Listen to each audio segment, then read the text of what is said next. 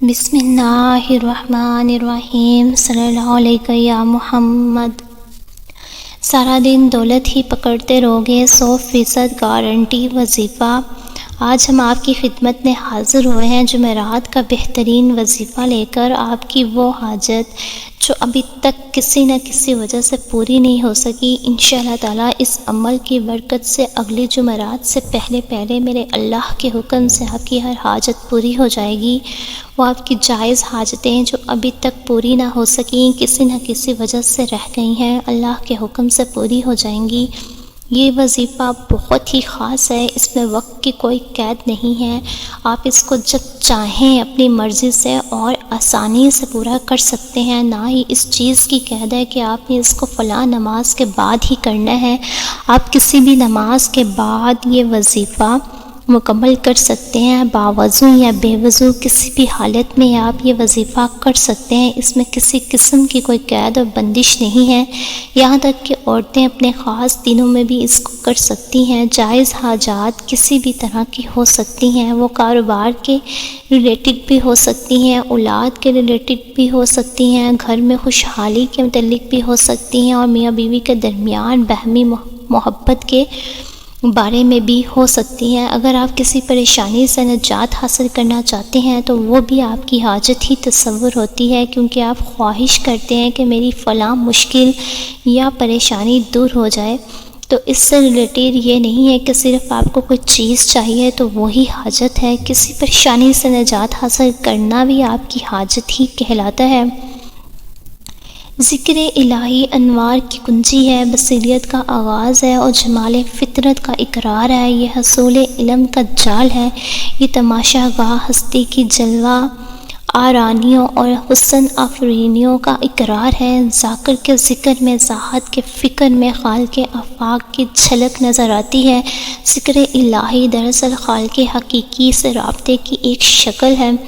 امام بغوی رحمۃ اللہ علیہ روایت کرتے ہیں کہ حضرت ابو سعد خدری رحمۃ اللہ علیہ فرماتے ہیں کہ رسول اللہ صلی اللہ علیہ وسلم نے ارشاد فرمایا، اللہ کے نبی موسیٰ علیہ السلام نے اللہ تعالیٰ کے حضور میں عرض کیا، اے میرے رب، مجھ کو کوئی کلمہ تعلیم فرما جس کے ذریعے میں تیرا ذکر کروں۔ تو اللہ تعالیٰ نے فرمایا، اے موسیٰ، لا الہ الا اللہ کہا کرو۔ انہوں نے عرض کیا کہ اے میرے اللہ، یہی کلمہ تو تیرے سارے ہی بندے کہتے ہیں، میں تو وہ کلمہ چاہتا ہوں جو آپ خصوصیت سے مجھے ہی بتائیں۔ اللہ تعالیٰ نے فرمایا، اے موسیٰ علیہ السلام، اگر 7ویں آسمان اور میرے سوا وہ سب کائنات جس سے رب کی آبادی ہے اور 7ویں زمین ایک پلڑے میں رکھی جائے اور لا الہ دوسرے پلڑے میں، تو لا الہ کا وزن ان سب سے زیادہ ہوگا۔ حضور اکرم صلی اللہ علیہ وسلم کی عادات مبارکہ دعا میں ذکر الہ۔ حضرت عائشہ رضی اللہ عنہا فرماتی ہیں کہ آن حضرت صلی اللہ علیہ وسلم ہر لحظہ اور لمحہ اللہ کی فکر میں مصروف رہتے تھے۔ ابن ماجہ میں لکھا ہے کہ حضرت ربیہ بن کعب اسلمہ رضی اللہ عنہا رات کو آپ کے آستانِ اقدس پہ پہرا دیتے تھے۔ وہ بیان کرتے ہیں کہ آپ کی تسبیح اور تحلیل کی آواز سنتے سنتے میں تھک جاتا تھا اور مجھے نیند آ جاتی تھی۔ بقول علامہ شبلی نعمانی اور علامہ سید سلیمان ندوی، اٹھتے بیٹھتے، چلتے پھرتے، کھاتے پیتے، سوتے جاگتے، وضو کرتے، نئے کپڑے پہنتے، سوار ہوتے، سفر میں جاتے، واپس آتے، گھر میں داخل ہوتے، مسجد میں قدم رکھتے، غرض ہر حالت میں دل و جان ذکر الہی میں مصروف رہتے۔ آپ سواری پہ بیٹھے بیٹھے نفل ادا فرماتے، سواری کا جانور جدھر چل رہا ہے آپ ادھر ہی چہرہ مبارک نماز کی نیت فرما لیتے، اس کی پرواہ نہیں فرماتے تھے کہ قبلے کی طرف رخ مبارک ہے یا نہیں۔ آپ میدان جنگ میں بھی یاد الہی سے غافل نہیں تھے۔ بدر کے غزوے میں شوق و خضوع سے دونوں ہاتھ پھیلا کے بارگاہ الہی میں دعا کر رہے تھے۔ اس پہ خودی کے عالم میں ردائے مبارک کندھے سے گر پڑی اور حضور صلی اللہ علیہ وسلم کو خبر تک نہیں ہوئی۔ حضرت علی رضی اللہ عنہ 3 بار میدان جنگ میں حاضر ہوئے ہیں اور ہر بار یہ دیکھتے ہیں کہ پیشانی مبارک زمین پر ہے۔ دور حاضر کی بے سکونی اور ذکر الہی دور حاضر میں بے سکونی کی کیفیت ذکر الہی سے بہتر بنائی جا سکتی ہے۔ اہل مغرب کے ہاں خودکشیاں روحانیت سے فرار کی وجہ سے ہیں۔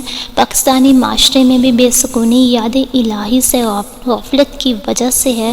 نت نئی جسمانی اور نفسیاتی بیماریاں یاد الہی سے غفلت کی وجہ سے ہیں۔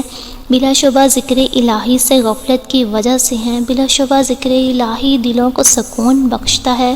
سورۃ العنکبوت کی آیت 45 میں ارشاد ربانی ہے، ترجمہ: اور یقین کرو کہ اللہ کا ذکر ہر چیز سے بزرگ تر ہے۔ اللہ کے ذکر میں نماز، تلاوت، قرآن کریم، دعا اور استغفار سب شامل ہیں۔ جب بھی اور جہاں بھی کچھ بندگان خدا اللہ کا ذکر کرتے ہیں تو لازمی طور پہ فرشتے ہر طرف سے ان کے گرد جمع ہو جاتے ہیں اور ان کو گھیر لیتے ہیں، اور رحمت الہی ان پہ چھا جاتی ہے اور ان کو اپنے سایہ میں لے لیتی ہے، اور ان پر سکینہ کی کیفیت نازل ہوتی ہے، اور اللہ اپنے مقربین فرشتوں میں ان کا ذکر کرتے ہیں۔ حضرت ابو ہریرہ رضی اللہ عنہ حضور اکرم صلی اللہ علیہ وسلم نے فرمایا، اللہ تعالیٰ کا ارشاد ہے کہ جس وقت بندہ میرا ذکر کرتا ہے اور میری یاد میں اس کے ہونٹ حرکت کرتے ہیں تو اس وقت میں اپنے بندوں کے ساتھ ہوتا ہوں۔ ذکر الہی کی بڑی عظمت، اہمیت اور برکات ہیں۔ ذکر الہی، ذکر اللہ سے اللہ کا قرب نصیب ہوتا ہے اور انسان کی روحانی ترقی ہوتی ہے۔ ذکر اللہ سے قلب منور ہو جاتے ہیں۔ ذکر اللہ ہی وہ راستہ ہے، وہ دروازہ ہے جس کے ذریعے ایک بندہ بارگاہ الہی تک پہنچ سکتا ہے۔ اب ہم اپنے وظیفے کی طرف آتے ہیں۔ آپ نے پہلا کلمہ طیبہ کو 7 بار پڑھنا ہے۔ پہلا کلمہ لا الہ الا اللہ محمد الرسول اللہ، آپ نے اس کو 70 بار پڑھنا ہے، اور پھر سورۃ الفاتحہ کو 101 بار پڑھنا ہے۔ جی یہی سورۃ الفاتحہ۔ الحمدللہ رب العالمین الرحمن الرحیم مالک یوم الدین ایاک نعبد و ایاک نستعین اہدنا الصراط المستقیم صراط الذین انعمت علیہم غیر المغضوب علیہم ولا الضالین آمین۔